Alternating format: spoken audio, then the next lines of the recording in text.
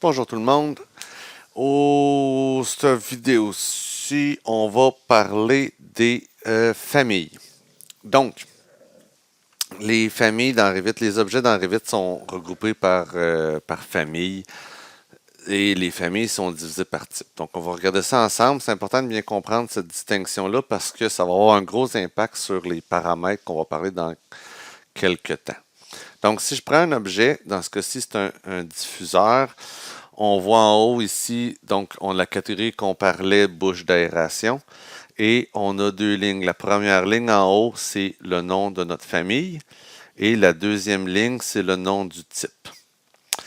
Donc, c'est important de comprendre la distinction. Si on clique sur modifier le type, je vais le répéter de bien des façons, on voit encore une fois le nom de la famille qui est ici, et on voit le type. Donc, ces quatre types-là font partie de la famille. L'autre nuance qui existe, on va élaborer un peu plus là-dessus. Cet objet-là, en ce moment, c'est ce qu'on appelle une instance ou une occurrence de la famille. Donc, on a une famille qui contient des types qui contiennent des occurrences. Donc, ce que vous voyez ici, les propriétés qu'on voit sur la gauche concernent cette occurrence-là bien spécifiquement. Pour mettre ça, on en a plein côte à côte. C'est parfait. Donc, ce diffuseur-là ici, je peux aller lui mettre tous les paramètres que je mets ici. Je pourrais me dire, exemple, flèche du haut. C'est un paramètre à cocher. On va faire appliquer. Ça, dans ce cas-ci, ça fait apparaître une flèche. On pourrait aussi modifier, exemple, le commentaire. Ici, ajouter un commentaire pertinent. Ces modifications-là concernent juste ce diffuseur-là, cette occurrence-là du diffuseur. Si je clique ici, on voit qu'on a le même nom de la famille. Si je clique sur les deux, on va confirmer. On voit qu'on a rigoureusement le même nom, le même titre. Et là, si on regarde dans commentaires, on voit multiple, donc il y a une différence. Puis flèche du haut, on voit une sorte de grisé qui dit ben ça varie d'un à l'autre. Si je clique sur lui, j'ai pas de flèche du haut et j'ai pas de commentaire. Donc, vraiment, les occurrences, c'est ce diffuseur-là sur lequel on peut mettre notre doigt. Si je prends n'importe quel des diffuseurs du type D02, DN600 avec plénum, puis on clique sur modifier le type, les attributs qu'on voit là, les paramètres, attributs, c'est des synonymes pour moi. On voit les paramètres qui s'appliquent à l'ensemble, au type, et toutes les occurrences en fait réfèrent au type. Donc, si j'ajoute une description ici, un gros diffuseur, cet attribut-là, je fais OK, que je passe par ce diffuseur-là ou celui-ci, et je fais modifier le type, j'ai toujours mon gros diffuseur qui est ici. Donc, ces attributs-là sont applicables à une série d'objets. Tous les diffuseurs du projet D02 DN600 avec plénum, qui est le type du diffuseur DAL 358Q de NAD, vont partager ces mêmes attributs-là. Une autre des façons de le voir, si on va dans l'onglet famille ici, on va dans nos bouches d'aération. Souviens de nos catégories, nos familles sont divisées par catégories. La liste qu'on voit là, c'est les catégories. On avait notre diffuseur ici, on voyait que c'était une bouche d'aération. On clique donc ici, bouche d'aération, on expand. On voit toutes les familles qui sont placées dans notre projet, qui sont chargées dans le projet. Ça ne veut pas dire qu'ils sont utilisés, ça veut juste dire qu'ils sont chargés dans le projet. Nous, on avait donc le diffuseur DL 358. On voit ici DL 358 et on a nos quatre types. Pour placer une nouvelle famille, on peut passer par nos onglets en haut. Ici, je peux faire système et bouche d'aération. Personnellement, je ne passe pas toujours par là. J'aime bien passer par le Project Browser, l'arborescence de projet, où est-ce que on peut simplement glisser et amener ici un nouveau diffuseur. Ce qui est important, je me répète là-dedans, c'est des choses que c'est toujours délicat. Je ne peux pas faire ça avec la famille si je peux. Même si je glisse la famille, croyez-moi, je pèse sur le bouton de gauche en ce moment, ça ne fonctionne pas. Parce qu'on ne peut pas simplement placer une famille. Il faut toujours vraiment passer par un type. Et quand on place un type, on crée une occurrence du type. Donc, ce diffuseur-là, dorénavant, a ses propres attributs et il va chercher les attributs complets du type. Ici, on n'a pas notre gros diffuseur parce qu'on n'a pas le même type que tantôt. Tantôt, on avait le D02. C'est le genre d'impact que ça a si on vient tag TG pour aller indiquer notre type de diffuseur qu'on a. On va cliquer ici, comme ça, comme ça. Je passe plein de nuances sur l'étiquette, mais on voit que notre étiquette, elle contient le D01 et ici, on voit A4, qui est une drôle de nomenclature, mais on va faire avec. Le cas classique qu'on va voir, c'est dire ici, celui-là, je veux pas que ça soit un D01, je veux que ça soit un A4 comme les autres. Et Revit nous permet d'aller cliquer directement dans l'étiquette et de changer la valeur ici pour A4. Si vous faites ça, ça peut marcher, ça peut ne pas marcher, ça peut donner plein de résultats étranges. Ça va vraiment dépendre de comment que les choses sont montées. Dans ce cas-ci, ça n'a rien fait de spécial et on a vu ici EXP ID, c'est indiqué A4. Si on fait CTRL Z pour Undo, on va annuler ça. On va reprendre notre diffuseur et on voit notre D01. J'aurais tendance à... Personnellement, je trouve que c'est une façon erronée de monter un projet. C'est un vrai projet, fait que c'est le fun, ça montre la réalité. Tu peux pas avoir, ça n'a pas de logique d'avoir un diffuseur d'un type nommé D01 dont le tag lie une propriété d'instance. Donc, la bonne logique, ça serait que le D01 aille lire une propriété de type ici pour que ça ait toute la même valeur parce qu'on place un D01. Ce qui est intéressant dans les défis de Revit, c'est que c'est pas parce que ce diffuseur-là est monté comme ça que tous les autres diffuseurs sont montés de la même façon.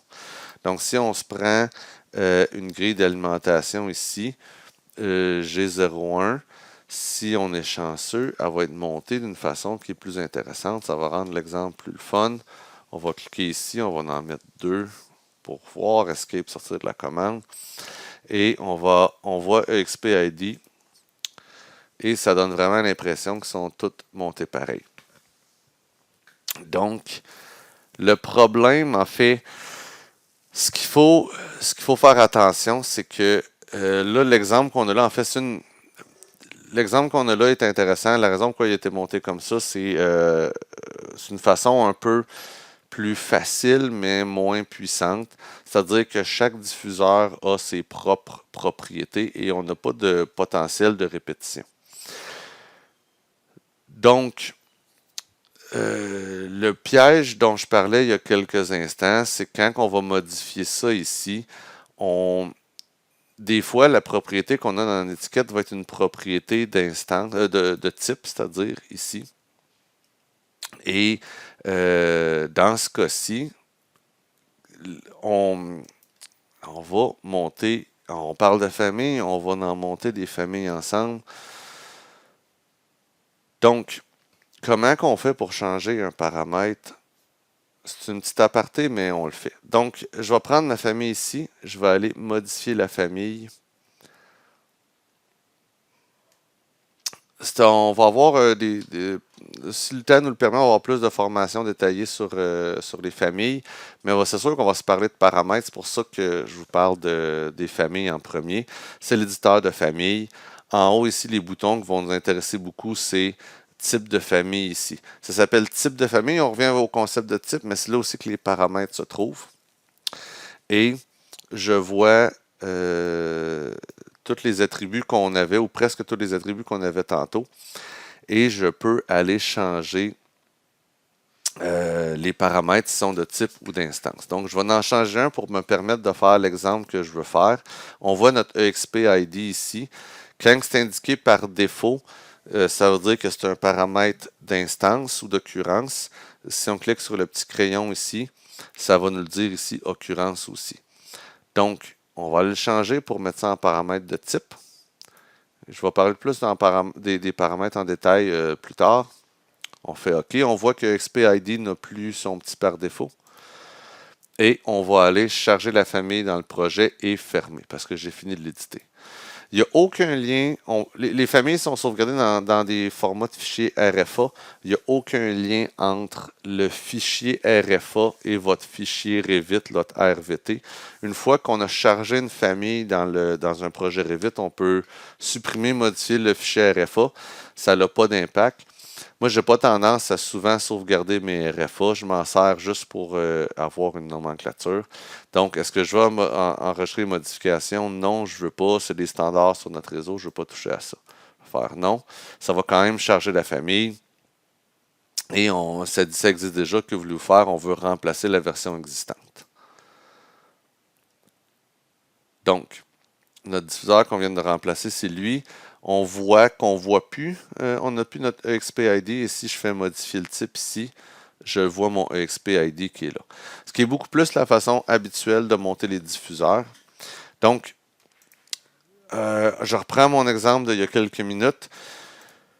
Ici, donc, j'ai des diffuseurs D2, qui est beaucoup plus logique. Notre D2, notre diffuseur D02, et dans le modifier le type, on a notre diffuseur D02. Ça a du sens. Et ici, j'ai un D01. Maintenant, moi, je voudrais que ce soit un D02 comme sont ses deux voisins à côté. Le cas classique, donc, c'est de sélectionner mon étiquette. Et parce que sur le plan, l'ingénieur va noter, va raturer D01, va changer pour D02. Fait qu'on vient ici, on écrit D02, puis on fait Enter. Ça nous fait un petit message. Vous modifiez un paramètre de type, ce qui risque d'avoir une incidence sur de nombreux éléments. Le cas classique, c'est qu'on ne lit pas les messages, puis on fait oui. Ce qu'on vient de faire en ce moment, c'est prendre tous les diffuseurs du type D01 et on a vraiment modifié la valeur de EXPID du diffuseur D01 pour la changer à D02. Ce qui est un problème. Et le cas classique, encore une fois, on l'a vécu sur des projets. On a un autre diffuseur, un autre D01. Dans ce cas-ci, je vais faire une copie juste pour le mérite de l'explication. Ailleurs, avec un tag, on va se créer un tag ici, qui est dans une autre pièce. Fait que la personne dans Revit vient de mettre ça à D01, réimprime les plans, tout heureux, et après ça, se fait dire, ben voyons donc, celui-là ici, c'était supposé être un D01, pas un D02, et la personne revient ici, puis dit, ben parfait, je vais mettre ça à D01.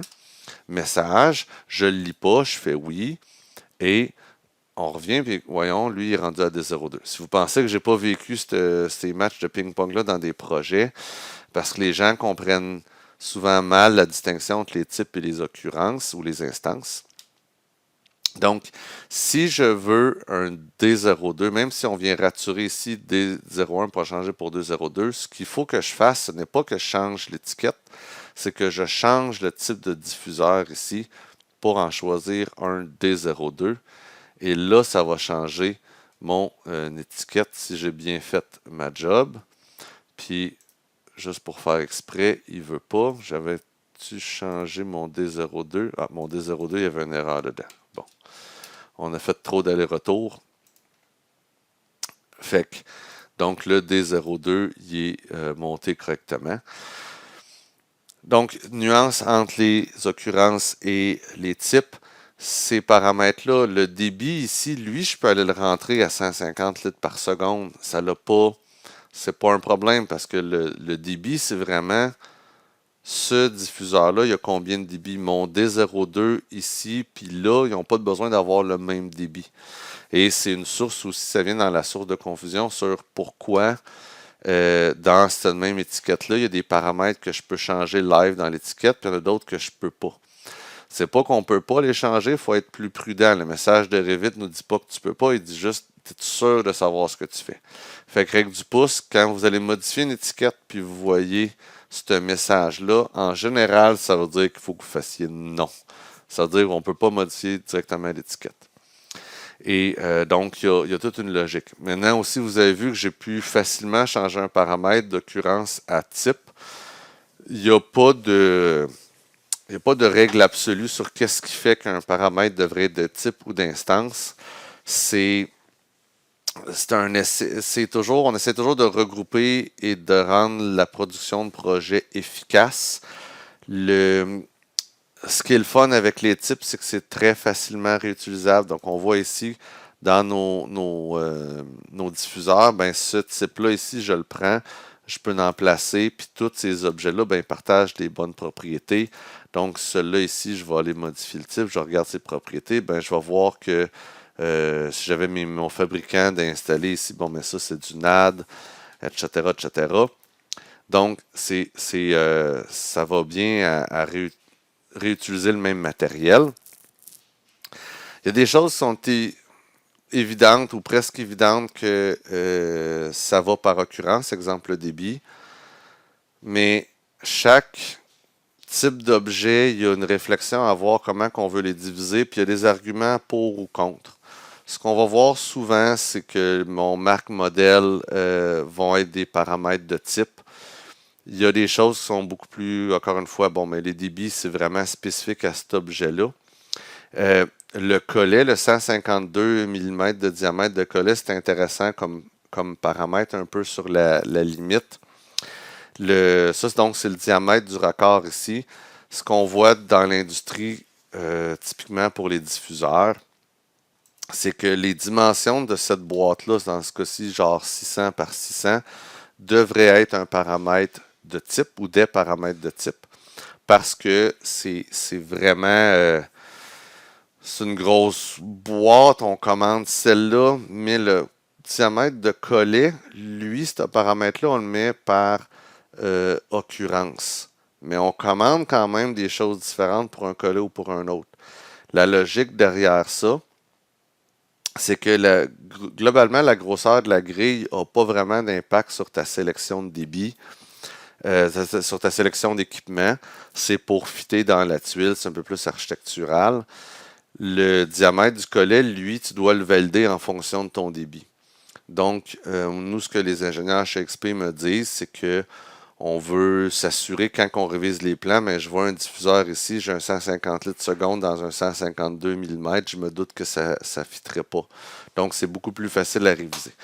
Donc, pas de règle absolue, fait que sortez pas de ce cours-ci en disant l'identification, exemple D02, ça devrait être toujours un paramètre de type.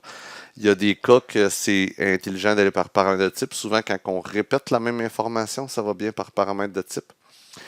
Donc, dans ce cas-ci, le D02, on a plusieurs diffuseurs D02. Par contre, si on regarde des pompes, chaque pompe, typiquement, dans les projets, va avoir un numéro unique. Donc, pour des pompes, on va avoir des numéros un paramètre d'identification qui va être un paramètre d'occurrence, sinon un paramètre de type. Donc, il y a toujours un balancing act. Comme je dis, il y a peu de bonnes réponses absolues. Ça demande une bonne réflexion. Donc, en résumé, je disais, on a des familles RFA dans Revit. Là, les objets sont des familles. Le fichier RFA n'a pas de lien avec le projet, fait que vous pouvez envoyer votre fichier Revit à quelqu'un sans lier les familles ou sans joindre les familles. Et vous n'avez pas besoin de conserver des familles près de votre fichier Revit. On a nos familles. Les familles sont divisées par type et on place des occurrences de type et donc de famille sur le projet. Encore une fois, notre famille elle est ici. On a 4 types dans notre famille et on peut drag and drop un type et ça crée une occurrence ici. Quand on clique sur l'objet, les propriétés qu'on voit ici sont des propriétés d'occurrence. Ça concerne que ce diffuseur-là, que cet objet-là. Si on va cliquer sur modifier le type, là on modifie tout le type D02 DN600 avec Plenum. Si on veut créer des nouveaux types, je ne l'ai pas dit, mais on fait dupliquer, on donne un nouveau nom et ils viennent d'être ajoutés dans la liste. Et on le voit ici dans la liste. Et là, je viens d'appliquer ce type-là à mon objet. Donc, Avec ça, ça fait le tour rapide des familles. Dans les prochaines vidéos, je vais parler plus en détail de la gestion des paramètres, puis création de famille aussi, ça va arriver plus tard. Merci.